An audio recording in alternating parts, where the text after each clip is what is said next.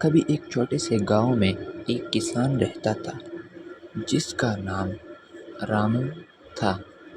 رامو کے پاس ایک خوبصورت باغ تھا جس میں رنگ برنگ پھول اور میٹھے پھل تھے، لیکن اس کے پاس ایک بڑا مسئلہ تھا۔ اس کا گدھا ببلو بہت ہی بیوقوف تھا۔ ببلو ہمیشہ غلط راستے پر چلتا، کبھی کبھی باغ کے پھول کھا جاتا اور کبھی کبھی رامو کی سبزیوں کو نقصان پہنچاتا۔ رامو بہت پریشان تھا اور سوچتا رہتا تھا کہ کیسے ببلو کو سمجھائے۔ ایک دن رامو نے ایک ترکیب سوچی۔ اس نے ببلو کو ایک چھوٹی سی گھنٹی باندھ دی تاکہ جب بھی ببلو باغ میں گھسے تو رامو کو اس کی آواز سنائی دے۔ ببلو کو یہ گھنٹی بالکل پسند نہیں آئی، لیکن اس کے پاس کوئی اور چارہ نہیں تھا۔ ایک رات جب پورا گاؤں گہری نیند میں تھا، ببلو نے سوچا کہ آج وہ اپنی آزادی واپس حاصل کرے گا۔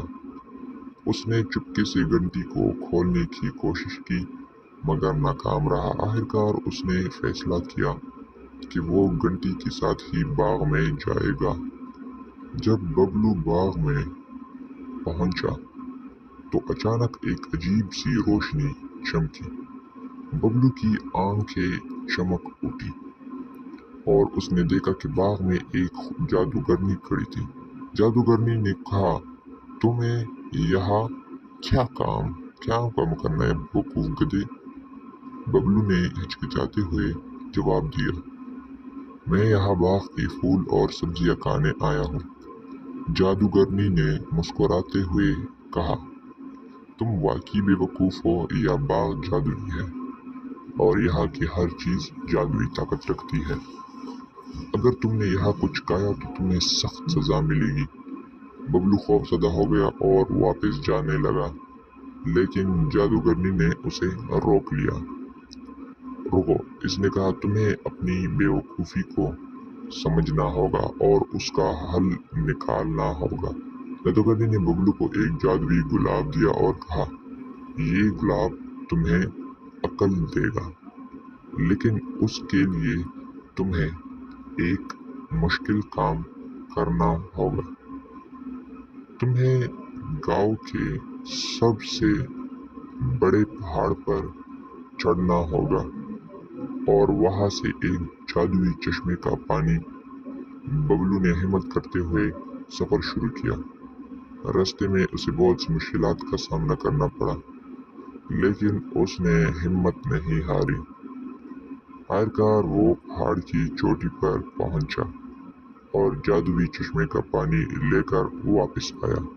جب ببلو نے گلاب پر پانی چھڑکا تو وہ گلاب چمکنے لگا اور ببلو کے دماغ میں عجیب سی روشنی چمکی۔ وہ اب بیوقوف نہیں رہا تھا۔ اس نے اپنی عقل کا استعمال کیا اور باغ کے پھولوں اور سبزیوں کو نقصان پہنچانا چھوڑ دیا۔ رامو نے جب دیکھا کہ ببلو اب سمجھدار ہو گیا ہے تو اس نے جادوگرنی کا شکریہ ادا کیا۔ ببلو اب گاؤں کا سب سے عقل مند گدھا بن گیا تھا اور سب لوگ اس کی تعریف کرتے تھے، اور یوں ببلو نے اپنی بیوقوفی کو سمجھداری میں بدل دیا اور سب کو یہ سبق دیا کہ ہر مشکل کا حل صبر اور محنت سے نکالا جا سکتا ہے۔